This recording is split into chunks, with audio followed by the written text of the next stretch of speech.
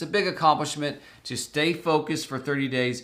And if you did it and you did great, I commend you. If you did it and you fell off the horse, I commend you too, because just starting the process is the name of the game. This is a lifestyle change for the rest of your life. It's not so much as 30 days. 30 days is a kickstart, get you rolling. But let's talk about what do you need to do to stay focused so that if you saw great results, those results continue year after year, month after month, day after day. So when you are finishing a challenge, I'll share with you, I've done these for many years, and let's talk about the elephant in the room, why they don't work a lot of times, or why people think, oh, those things don't work. Well, why they don't work is, it's the old Oprah effect. Oprah was known for, many years ago, for doing a diet for a certain amount of time and losing a significant amount of weight. And back in the early years of Oprah, she wasn't doing any kind of exercise. She was typically just doing a diet, a very strict calorie restriction-based diet, and she would lose 20, 30, 50, 60 pounds. And then she would starve herself and decrease her calorie consumption. And she would do that for sometimes months at a time. But the minute she stopped, even if she saw the weight loss, I remember one time she dropped all the way down into a really low number for her. But nonetheless, is that she stopped the diet and she said, man, I put on like 6 pounds in one day. I put on 12 pounds. I put on 6 pounds. I put on 3 pounds. I mean, she would put on a lot of weight in a short amount of time. Well, why is that? Let's talk about why that would be. Why that would be is we can't go into hardcore calorie restriction mode. And especially like in her case, she wasn't lifting weights. She wasn't doing a whole lot of exercise. She was just doing calorie restriction. We can't do that and then go back to normal without consequences. And the consequences are typically all of the weight gain back. So all of it back and then more. And then actually more weight gain back.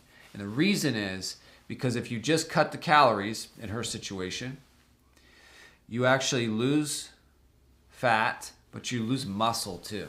So you actually lose your muscle. So your body gets lighter as you're losing fat, you're losing muscle. And then when she started to eat again, she would regain fat, and she would actually regain where she lost muscle, she would regain more fat. She would actually regain more weight too. So that's why elephant in the room is we've got to make sure that you're lifting weights for a lifestyle. Like you want to be lifting weights, whether you train with us for a short period of time or whether you train with us for a long period of time. Either way, you want to grab onto this idea that like strength training is mission critical for the rest of your life because it increases your lean muscle tissue, okay? Not mass, I'm not talking about bulk. Lean muscle tissue, which actually stokes your metabolic rate, the rate that you burn calories, and it will also help you as you're eating food because your body is craving nutrients as you're building lean muscle. But unfortunately, a lot of times with challenges, not so much here, but I'm just saying in general, someone does a challenge like this, like an Oprah example, they go back to eating, they're in calorie restriction mode, and then they stop a challenge and they go to calorie consumption mode. So they actually are binge eating, so they're overeating now, right? That's a challenge.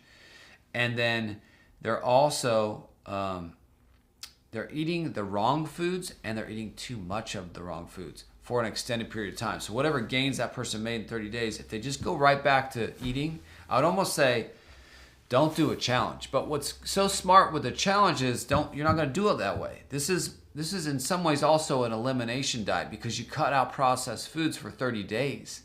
And now you can start to be more mindful and aware of what you're eating. So we know your calorie count, which we ran those numbers. We know what your protein intake is. So out of the gates, let's really focus on hitting your protein target and hitting your your calorie consumption, your calorie count, and your protein target. And if you can be real close on those on a daily basis, I know it's not all the time, and I'm not even saying you need to count, but if you did it for the last 30 days, you know pretty close of what your calorie consumption should be. And then if you have a bad day, don't throw in the towel and have a bad day the next day in terms of maybe you ate too much. The next day, you got to get focused. You got to have a great day. Okay, man, I had, wedding, party, whatever. You had too much food or something. The next day, it's like, okay, I'm going to get structured and I'm going to get right back in the saddle. I'm going to get my workout in. I'm going to get my clean eating in. I'm going to have some good meals. So it's more of like getting back on track. I think also what is behavior-wise very helpful when you're finishing a challenge like this is inserting healthy behaviors and deleting unhealthy behaviors. So I'll give you an example. Maybe, in your family, to celebrate is always to have dessert. That's not going to help us in terms of weight targets. If you're trying to lose weight and you're always thinking dessert, reward, that's ingraining in your brain. And let's change it where it could be, like for me, I do sauna as a treat. Like what I want to dessert, I know I want to do sauna at the end of the day. I feel so good. I mean, I feel amazing. Literally 2 beers versus sauna, no comparison. Sauna is, to me, and I was a big beer drinker many years ago. Big beer drinker, but I've deleted beer. Not to say I never have a beer again, but instead of beer every night, I'll do sauna. And maybe I don't get it for you. You say, I don't understand. But what is it for you? So maybe it's, treating yourself to running shoes, a workout outfit, rather than always doing some kind of food-related reward, right? Maybe it's you do a reward because you did some things good. Maybe it's you buy a new fitness outfit. You buy new fitness socks, shoes, I don't know, a hat. Well, whatever the case is, we want to look at inserting healthy behaviors that are going to help you stay on track. Okay, as it relates to your food too, as you're reincorporating food, I would encourage you to take a day-by-day approach, and you could take 10 to 15 days, but if you have not had processed food, you have not had a French fry or something like that, you don't want to just go right back into eating that way.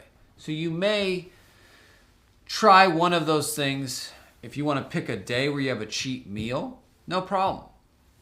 But if you have fries, notice how your body feels afterwards. If you have, let's say you didn't eat dairy for the last 30 days and you have something with dairy, have a meal with dairy if you want to engage with that. But then notice how you feel. So have a meal with dairy, not just I'm going to eat dairy, everything dairy, and then notice later on at the end of the day, next day, how do you feel? Maybe you feel sick. Okay, that's your body telling you that it's not working for you. And you can kind of do that with beans. You can do that with different foods, gluten grains, which I'm not a big gluten guy, but you can see like maybe certain foods are like, man, these do not work for me. I just need to eliminate this from my diet, and then sticking to it. Like if you drastically reduce gluten and you cut your sugars down and you hit your protein intake and you're close on your calorie count, you will see drastic changes. Drastic changes. Really trying to eliminate processed foods. So staying strong after this challenge, let's sum it all up. Staying strong is congratulations, you did 30 days, you did great. And how you keep this going is decide what you're going to start doing more of in the next weeks and months, what you're going to stick to, what worked for you in this challenge, and decide what you're not going to go back to. Like maybe there's certain things you're just not going to go back to the everyday. I can think about it for myself as I was an everyday beer drinker, 10, 15 years ago. So I'm going to have a beer or two. 2 beers every night. And over the span of time, like that does not work for me being healthy. It just doesn't. And I'm not demonizing alcohol at all, but for me, I realized like this is not helping me. It's not helping me with testosterone levels. It's not helping me with sleep recovery. It's not helping me in general, right? So whatever the things are that you realize like are not sweets every night, not working. Okay, cool. Make a decision as you move forward, day 31 and so forth, that you're going to eliminate certain things and insert other things. Like maybe instead of doing sugar all the time, maybe you start doing a little bit of dark chocolate because you still want a little bit of that treat. But 70% dark chocolate, the unprocessed version of that, it's actually relatively good for you. I have dark chocolate, the kind that I eat, I feel great. I don't feel guilty at all. And that's one of the few things that I will have from time to time. I'll do some honey. I'll do Manuka honey as a treat. And it's finding those little things that work for you and deciding what you're going to do and what you're not going to go back to. So that is our Start Strong challenge in a nutshell. I love the fact that you participated in this challenge and you did this 30 days, this course with us. If you have questions on next steps, reach out to us, and I will see you in the next video.